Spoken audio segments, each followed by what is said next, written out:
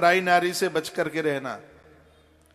व्यक्ति अग्नि को रोक सकता है, वायु की गति को रोक सकता है, चंद्रमा के प्रकाश को रोक सकता है,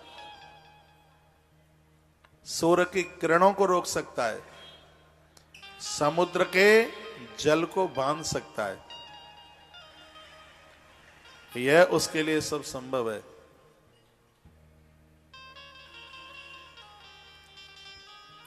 लेकिन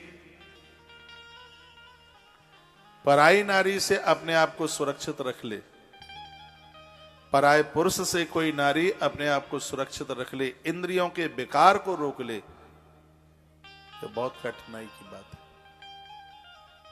जो माता पिता अपने बच्चों को ऐसे सुंदर सूत्र देते हैं, वही बच्चे अपने जीवन में बन जाते हैं। पुत्र धर्मांगद की आंख में आंसू आ गए और कहा, पिताजी मैं ये संकल्प करता हूं, आप बन के लिए जा रहे हैं। मैं छोटा सा था, मैं 3.5 साल का था, तब से मेरी मां मुझे एकादशी का व्रत कराती है। 3.5 साल के बच्चे को सिर्फ दूध ही दिया जाता था। धर्मांगद के लिए जो बात बोली गई है, पिताजी किसी भी प्रकार से मैं तुम्हारी नीची नहीं होने दूंगा। पिताजी मैं आपके राज्य संबंधी भारी भार को आज से अपने ऊपर उठाता हूं। आपकी आज्ञा का पालन करने के सिवा मेरे लिए दूसरा कोई धर्म नहीं है। वर्णन किया है कि जो पिता की बात नहीं मानता, वह धर्मानुष्ठान करते हुए भी नरक को प्राप्त होता है। पिता की बात, माता पिता की बात न मानने पर तीर्थ यात्रा का कोई फल नहीं मिलता, यज्ञ करने का कोई भी फल नहीं मिलता।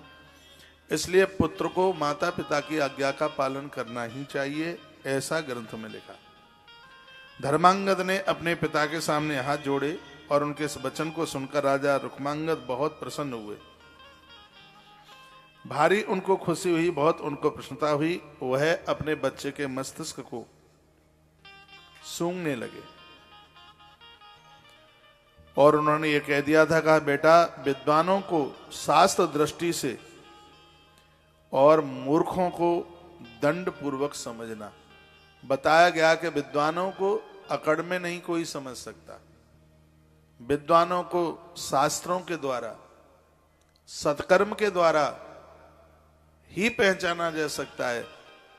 और मूर्खों के लिए बेटा दंड बनाया है, साधुओं के लिए नहीं, महापुरुषों के लिए नहीं। ये दंड, ये मूर्खों के लिए और दंडियों के लिए दंड है।